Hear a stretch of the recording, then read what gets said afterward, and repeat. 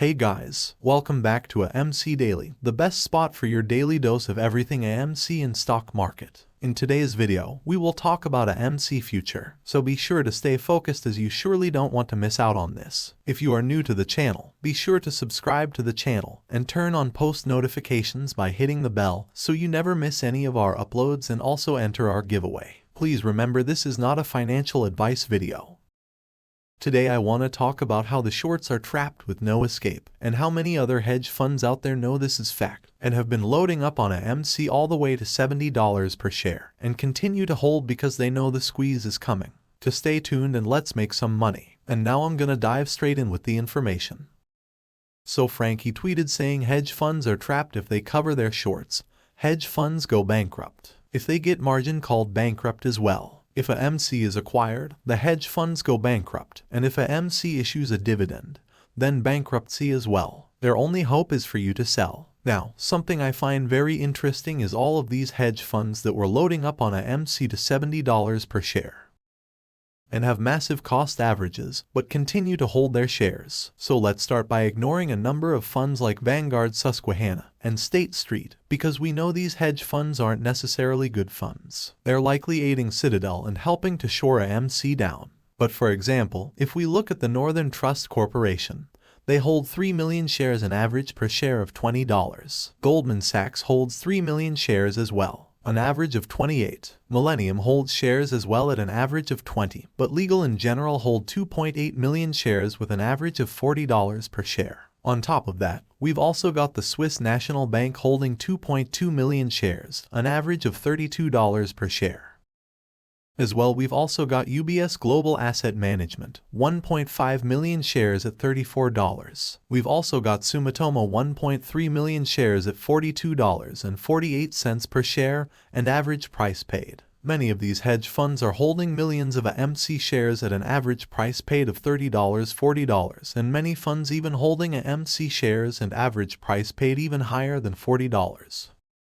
Taking OMA as a prime example, these 1.3 million shares at $42 per share cost them a whopping $55 million. Their AMC holdings are now only 7.5 million. Sumitomo is currently down around $47.5 million on their AMC shares, but yet they haven't sold a single share, and they continue to hold. So why is that? Well, many of these institutions like Sumitomo that purchased AMC at $42 per share, $34 and even higher, know that AMC is going to squeeze, so they continue to hold. They know there's no point selling AMC when they're down 80% or even more on their holdings, because they know the squeeze is guaranteed. It's just a case of waiting. Something else I found very interesting is the number of funds that actually haven't yet received a single share. As Samuel tweeted, he said, "What am I missing? Shouldn't all of the long funds on AMC also be reporting their APE holdings as well? Did they not receive any APE shares, or did they sell all of those APE?" Many of these hedge funds have been reporting AMC holdings every single day on the 4th of November, the 3rd, the 2nd, the 1st, and previously, reporting hundreds of thousands of shares held, even millions. There's hundreds and hundreds of institutions and funds currently holding AMC shares, but yet with APE, there's only around 10 or 20 funds supposedly in the entire market. There's only around 1 million or potentially 2 million APE shares that are currently being held by institutions. Why is this? Why isn't there hundreds of millions of APE shares also being held by institutions, and not just this 1 or 2 million shares? It's likely these institutions actually haven't yet received any APE shares, because they know there wasn't enough APE to go around for all of the investors. Many of these funds actually said they'd be buying more APE shares because they believe that APE and AMC should be the exact same price. Therefore, if APE is lower, they should be buying APE and ready to arbitrage. Therefore, if anything, we'd expect a larger institutional holding of the APE flow compared to AMC, as there's a greater arbitrage opportunity. But yet 98 or 99% of the APE flow is held by retail investors, and only 1 or 2% of the APE flow is being held by these institutions. I think it's likely these institutions simply haven't received any APE shares because there wasn't enough to go around, and they're waiting for Citibank to buy up these new 425 million shares from Adam Aron to receive their allocation. It may be that when these additional 425 million APE shares are distributed, many of these hedge funds and institutions will end up buying up all of these 425 million and trying to get their hands on even more shares because they recognize there's such a great opportunity with the APE stock. It will also be very interesting to see how many allotted shares Citibank is going to need for all of these institutions and all of these hedge funds. And guys, be good to also join the free Discord link to the description below. We've got 1340 indicators and we talk about a MC all day, sharing due diligence, and also be sure to sign up to Moo. You can currently get $10 absolutely free and 15 free shares on top of that worth up to $2,000 each, a grand total of up to $30,000. And that's why usually Tweet is saying we know one thing. The shorts have not closed. He said no matter what people say, it is impossible. They're currently relying on the CNS program and the dark pool heavily for the manipulation. And he said if anything I want a MC to drop further to $2 or even $3 per share because the price simply doesn't matter. If anything, he's loading the boat because he believes the rep will be enormous. He said the majority of the market in crypto is down 70% if not more. Many of these major blue chip tech stocks are also down 40, 50, 60% and even more. He knows with the majority of the market down 70%, these liquidations will be incoming. And as Hangu tweeted, he said, get this, Credit Suisse has net profited $20 billion over the last 13 years, has $20 billion of pure profit after all of the company expenses have been paid out. But last week Credit Suisse announced they are begging almost every major bank around the world for help in raising $4 billion. And that means that Credit Suisse has already spent or lost those $20 billion in reserves and whatever they've made in the past previously on bad best or positions they're currently stuck in, and now needs another $4 billion to stay afloat. Interesting. He said that's the exact same thing we saw when Melvin Capital got bailed out for $2 billion last year by Citadel, and by 0.72, and then passed on their bags to a bigger player before closing down shop. He asks, one has to wonder which bags or what bags Credit Suisse is holding. We know they're likely still holding a MC and GameStop short positions through swaps.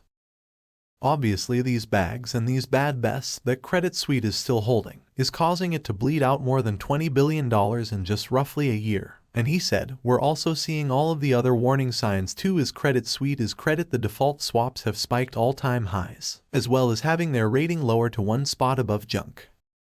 He said, it's pretty clear they're unable to close their losing positions. Otherwise they would have cut their losses long before losing this entire $20 billion fortune. And he said, whatever this giant bad bet the Credit Suisse is holding really is, it's getting worse and it won't go away. And something that also proves these hedge funds are absolutely desperate, and these hedge funds are failing, is some very interesting comments made from the regulatory authorities. Around the world, many of these hedge funds are begging regulatory authorities to remove capital requirements. Obviously, capital requirements and collateral requirements were put in place back in 2009. To prevent another 2008 financial crisis. These collateral requirements have worked perfectly fine for the last 15 years, but now these hedge funds are close to being liquidated. They are begging for collateral requirements to be relaxed, if not removed entirely. This article says that regulators are warning against weakening the minimum safety net. It says the European Union and potentially the US and the UK as well could fall foul of international banking standards designed to prevent a repeat of the global financial crisis. If proposed changes to dilute the capital rules are passed, these hedge funds are obviously begging for the removal of this minimum safety net or begging for the removal of these collateral requirements. But these regulators aren't giving in and in fact are warning against it. They know these minimum safety nets and these collateral requirements have been put in place to stop these hedge funds getting too over-leveraged and to stop them blowing up, catastrophically losing everybody's money.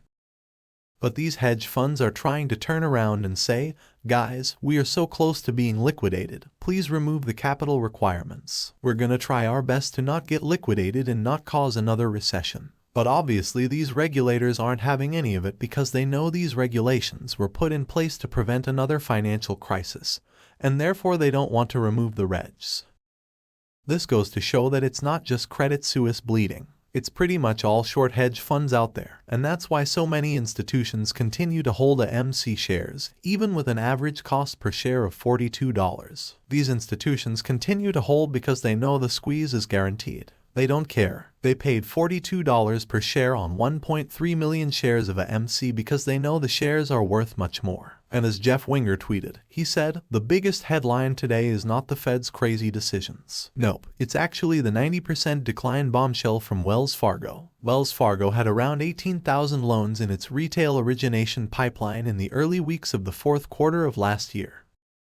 However, that figure is down as much as 90% from a year earlier, and as a result, Wells Fargo's mortgage staff are bracing for layoffs as the U.S. loan volume collapses. Clearly, we're on the brink of not just a stock market crash and not just a potential recession, but also a property real estate market crash as well.